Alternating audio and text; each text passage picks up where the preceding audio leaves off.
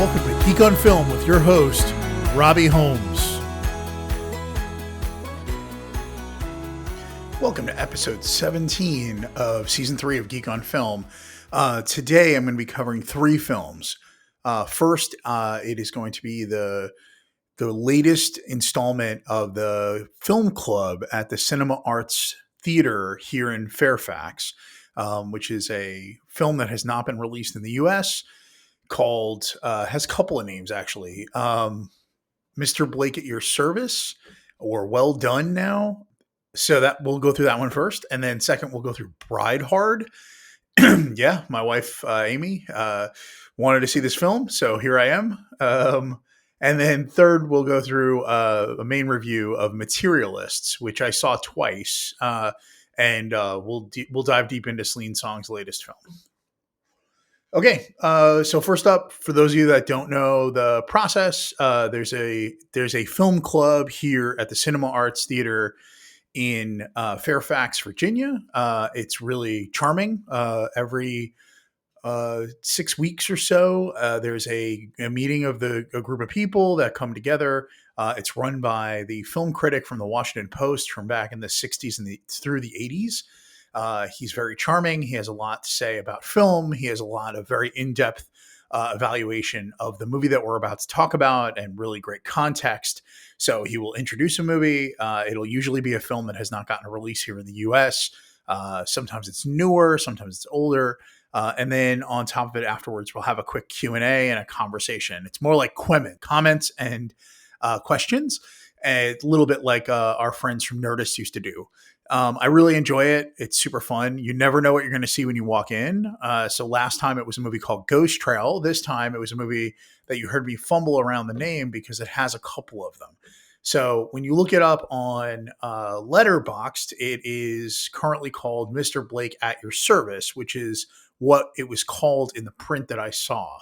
But he even mentioned that it's had multiple different titles that they've been trying to utilize when they've been showing it at different festivals and things like that. So in IMDb, it is currently listed as Well Done with an exclamation point. So our friends over at IMDb have the summary of the film as: a widowed British businessman takes a job as a butler of a manor house in France to keep memories of his late French wife. His life takes a turn as he navigates the eccentric behavior of the lady of the manor and the household staff. It is written by Crystal Hennon and Giles Lagardère, and is directed by Giles Lagardère. So the cast of this film is exciting. It starts off with John Malkovich playing Andrew Blake, the titular character from my screening's title. And he is speaking French for 99% of this movie, some bad Spanish and a little bit of English. And then you have Fanny Ardant playing Natalie Belvier, who is the owner of the French chateau, who is also a widow. Emily DeQueen is playing Odalie. Felipe Bass is playing Magner. And then Eugenie Anselin is playing Manon. There's a few other people that come in and out, but those are the main characters. So my review over on Letterboxd was truly charming and uplifting adult dramatic comedy that John Malkovich was born to play the lead. The score is truly secret sauce of the scenes of comedy, slapstick, and high emotion. So let me lean into that first. This movie, 100%, is riding the line between like absurdist comedy, romantic comedy, dramatic comedy, and it keeps like sort of sliding around in its tone and tenor. Sometimes it goes really absurd. But what I liked about it was, and I realized, is the score was 100% telling you how to feel. And it's usually not as obvious, but like we got to a sequence where there was a noise and some light inside of a stable, and it started playing music that might as well have been in a farce or like watching somebody like fall down. And it was crazy to feel this giant tone shift in the score, but it was supposed to be like we then watched John Malkovich sneak into a place almost like it was a Pink Panther movie. It was really fun. And then like the moments where something emotional happens, there's like a super soaring score with all this emotion into it and all these strings. And I really liked it. It's not the greatest film I've ever seen, but it's the type of film that we often say we want more of. And I feel like I've said this to my wife recently, like these types of films are often made outside of the US. We've kind of lost our romantic comedy, dramatic comedy, dramatic rom, romantic, and I feel like you're hearing that this week. We have a couple of similar types of things in this, and then in Materialist, but I think we don't get a lot of these types of films anymore. It felt very much like a film that could have been made in the 70s or the 80s, maybe a Hal Hartley film. It's really a specific type of film that I don't know that we get any longer. It was good. It was super fun. If you get a chance to see it, if it gets a screening or showing near you, check your rep theaters. I think it's going to be running at the Cinema Arts Theater here in Fairfax if you're in the area. Because one of the nice things that comes out of the film club is if it gets enough positive reviews, the theater owner will then do a run of the movie. That's it. Pretty fun. Check it out. I think I gave it 3.5 stars with a heart. Okay, let's jump into the second review. Bride Hard. Our friends at IMDb have the summary as when a mercenary group takes a lavish wedding hostage, they have no idea what they're in for, as the maid of honor is actually a secret agent ready to rain hellfire upon anyone who would ruin her best friend's wedding. It is written by Cece Pleasance and Shayna Steinberg, and it is directed by Simon West. I didn't realize it was written by Cece. Oh, okay. The cast is Sam. Sam is played by Rebel Wilson. Anna Camp is played by Betsy. Anna Chomsky is plays Virginia. Divine Joy Randolph plays Lydia, and Gigi Zabato plays Zoe. Let's see. Who do we care about here? Steven Dorff plays Kurt, who leads up the people who are taking over the wedding.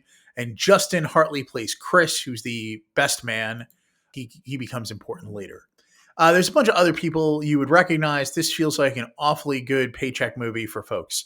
Let's jump over to, I just heard a story of Gene Hackman being spoken to about a film, and he was like, oh yeah, there was a money movie. This feels like a money movie. It feels like people had fun. It feels like they got to go to do a thing. But here's my review over on Letterboxd. It wasn't a great movie. There were some genuine chuckles bordering on laughs, but so many of them were in the trailers. I gave it 2.5 stars with a heart because it was fun. I will say Rebel Wilson is charming. She's funny. She's got a specific way of approaching things. But there are people who have a complete allergy to her type of comedy. This is a movie that it's charming. It has its own funny components. I believe this was shot before Divine Joy Randolph won an Oscar. I think this is an interesting movie that gets a chance for everybody to get paid, have some fun, and make a movie. And there's nothing bad about that. I think we should embrace these types of films once in a while and say, like, this is silly, targeted film towards an underserved market. And it feels like Melissa McCarthy could have played this role, or maybe has already played this role. But I do think this movie was fun, and we're not breaking any ground here. This is definitely not going to be going for any trophies, but you could spend a worse time at the theater. But it's also 100% okay for you to wait and see this at home. And now on to the main review, this week's review of Materialists. So, Materialist, I have seen this movie twice. I will first start off with what our friends at IMDb have to say about this movie. A young, ambitious New York City matchmaker finds herself torn between the perfect match and her imperfect ex. It was written and directed by Celine Song. The love triangle that we get here is Dakota Johnson as Lucy. You get Chris Evans as John. Pedro Pascal as Harry, and then there's one other important character from my perspective, and that's Sophie, played by Zoe Winters. Okay, we're going to jump over to my reviews because I wrote 2 of them. So my first review over on Letterboxd, because I saw this twice, and I saw it on my own, and then I went back and saw it again with my wife. First time, 3.5 stars with a heart. As an avid lover of Celine Song's past lives, I was a little in the bag for this film overall.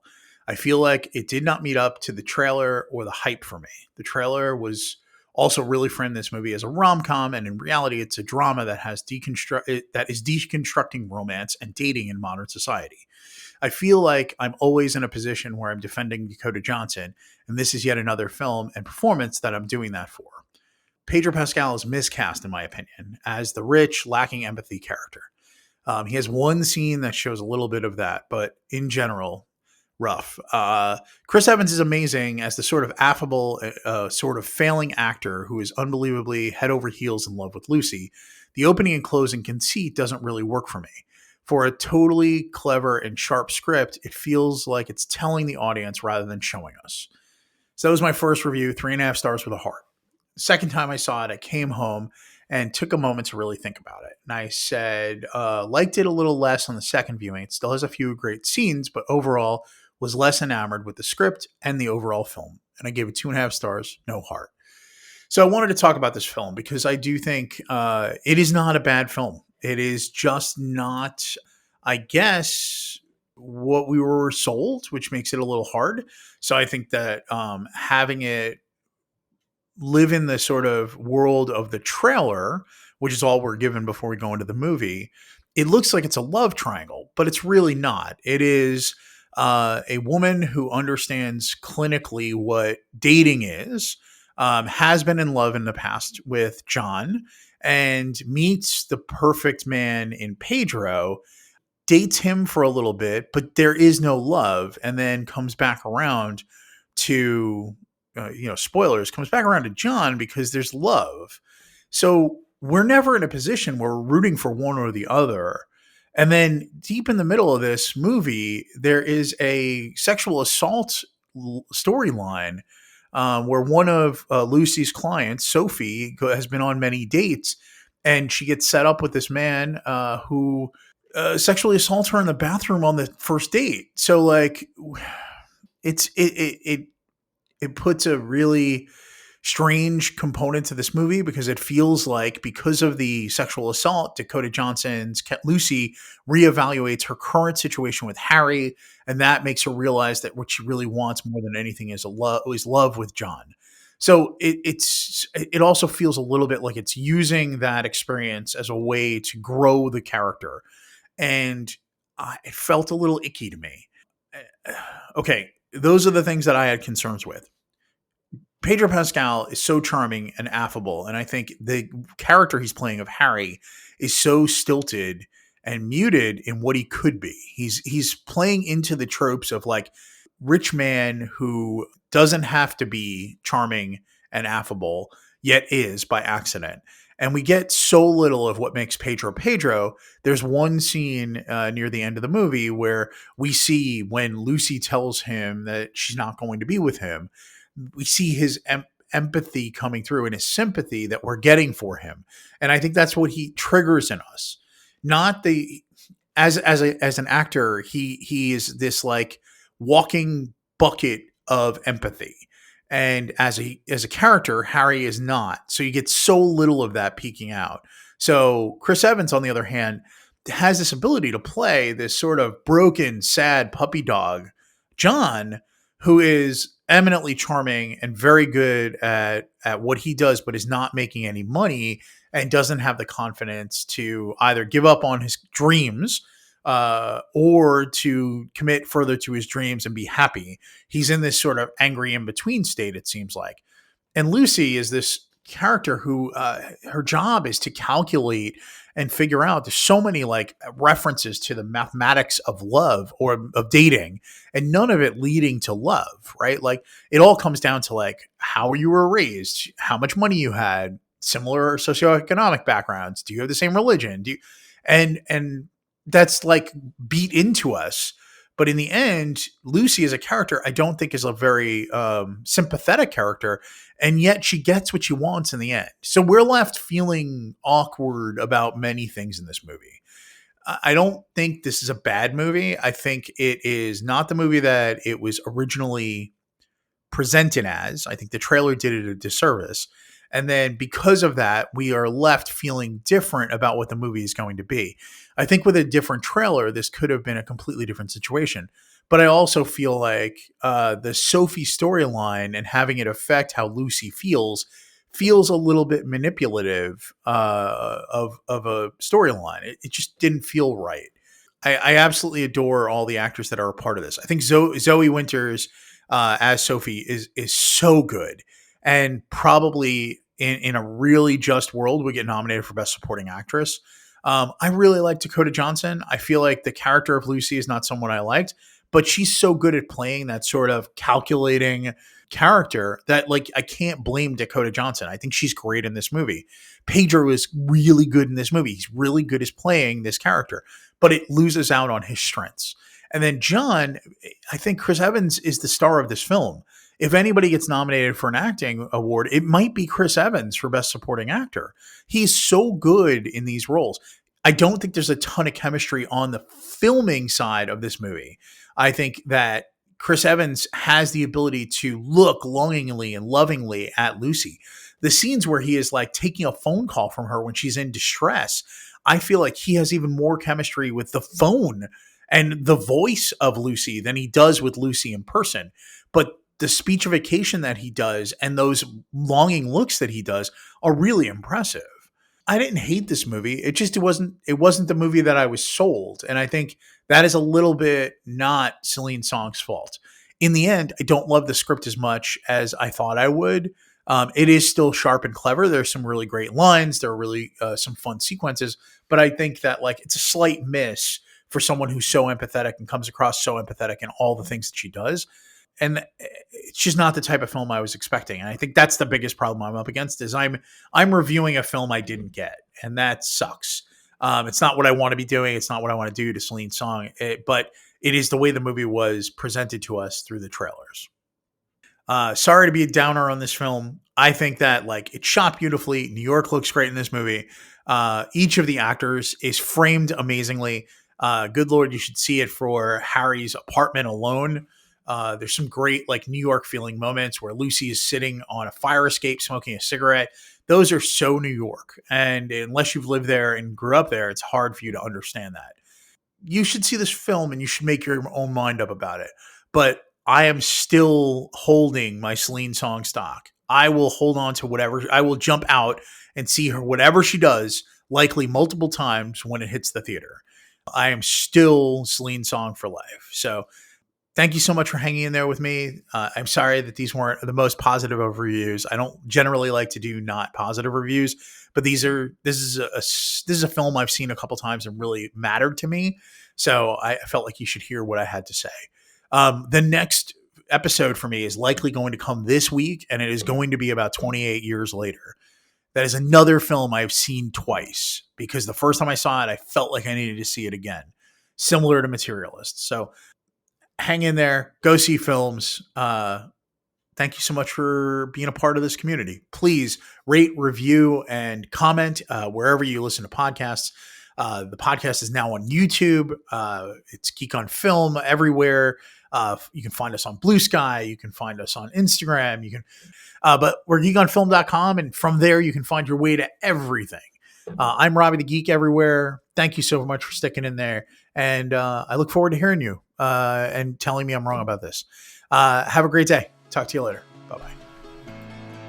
This has been a Geek on Film podcast. Thanks for joining us. See you next time.